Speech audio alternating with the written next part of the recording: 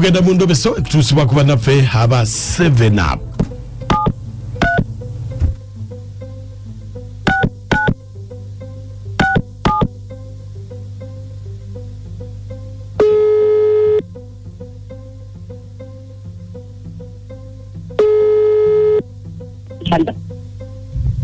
Hello Nyabu. Hello. Nze bampita mukunja wa BTFM mu ndobeso wano mu program sisimuka kumacha. Ndajeba kwa mstodo. Kale Nyabu nawe jebale. Kale. Kakati tabo obuzibu bwennina. Bwenja balo nyambe ni. Bena nende omwana wa mukulu wange eka. Ankolerenga house galo kuba yalina kyakola nga talina mulimu gwakola naye saba nemulete wange ankolerenga emirimu gyeke yewaka. Nga house galo. Mwana wa mukulu ddala muri ba Luganda kuba yali talina kyakola ate nze nga ndaga omukozi gwenyiza oku ate nga kuba nali musasula nga njagala musasula si byabwereere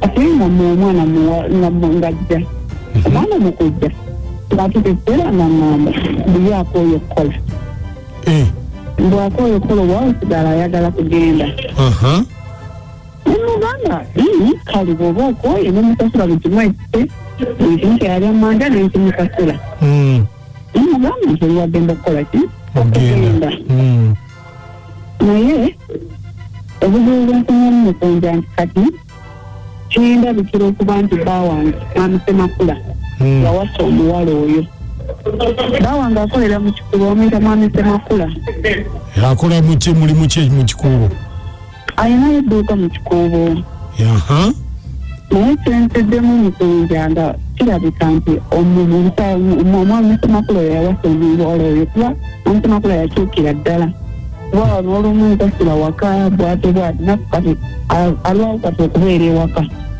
ekyenjagala okumanya oba ddala kituufu mwami Ssemakula yawasa omukazi oyo omuwala yaani omuwala ye Shamimu kati esimu gyompadde yaani ya Ssemakula ya Shamimu ya Shamimu kati yagala tubuuze kati gwe nayogerako naye nze kyenjagala okumanya kimu kituufu mwami Ssemakula yawasa Shamimu ekka kyenjagala okumanya kale beerako ku simu tovaako halo nti beerako ku simu tovaako kale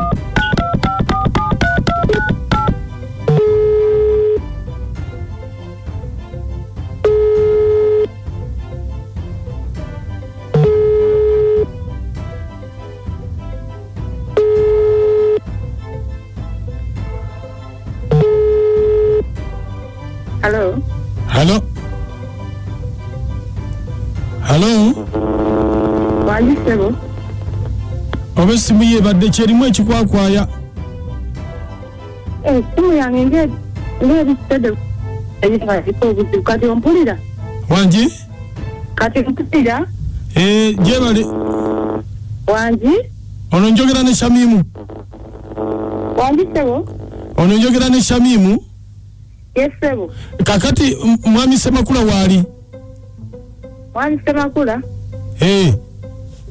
wani seba amwagala wani seba amwagala mbadde mwetaaga wani sebo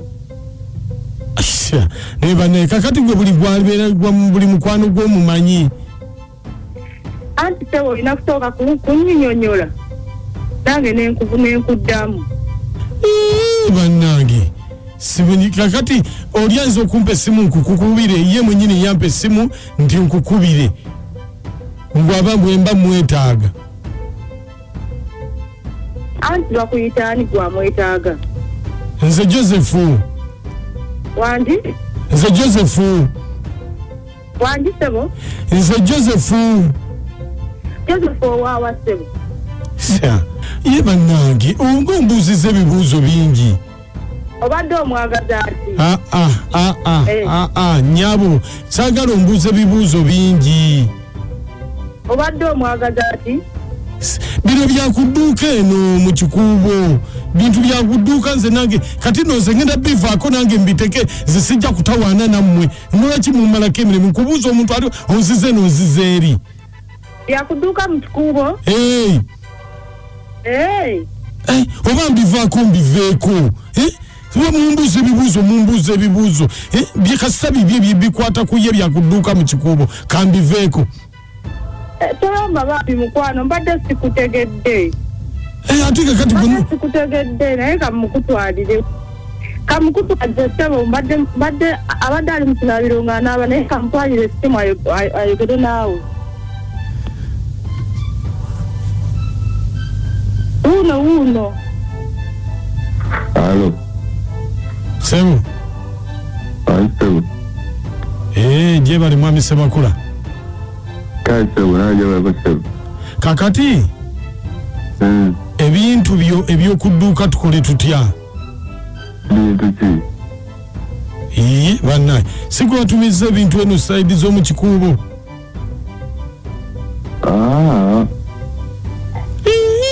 Ono si mwami Semakula. Ezo ngamba sibitegeera. Oyinza otya okuba nga tobitegeera. Ono ngamba sibitegeera kwata kale sibyozo ngamba sibitegeera.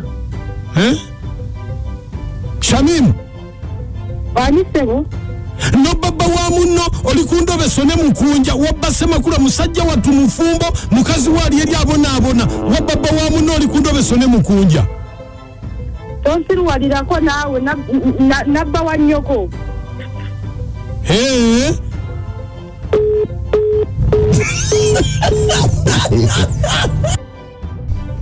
Tabuli ky'omuziki ekisinga ku beat fama. Bannange. So girabye. Bamututte dda. Abuuza. Ono Semuwemba kutokutta so. Omutera bannange akkirize y'omwami baamutwala dda. Abasimu bali kuweereza bamikwano. Nze byaddala abantu ba family kati nedda sikyayiza kuleeta muntu wakati kyesembereza. Bazaalika mujje mu kiko ekirala. Manye nti oyo mujja wange naye omuntu wowe yennyini nakukola ekintu weekityo. Olabye nnyo mukwano. Amufadi kuli road Makindye muli babi nnyo abasajja. Kyako egino eddoboozi lyeka katono. Omusajja ne mu kikubo talinayo dduuka. Teri. Masembereza n'abakyala nankuwadde. Omukyala omwami amuveeko bamutwala dda. Aliveeko. Good morning, Mrs. Monica. Mujini wangu bamututte dda mwami Semakula. Namba emu sweetheart ennyera yirima. Tundeebaka labirira abaana bo mwami Semakula wali yagala alikomawo. Sibigwe basoose okuzzaako. Naye omwana yakufubutukidde emabega mukwano. Olunyumya nga lutabaalo obitava mu makaago. Chairman Chambadi alikosobola okwaliza Mrs. Monica.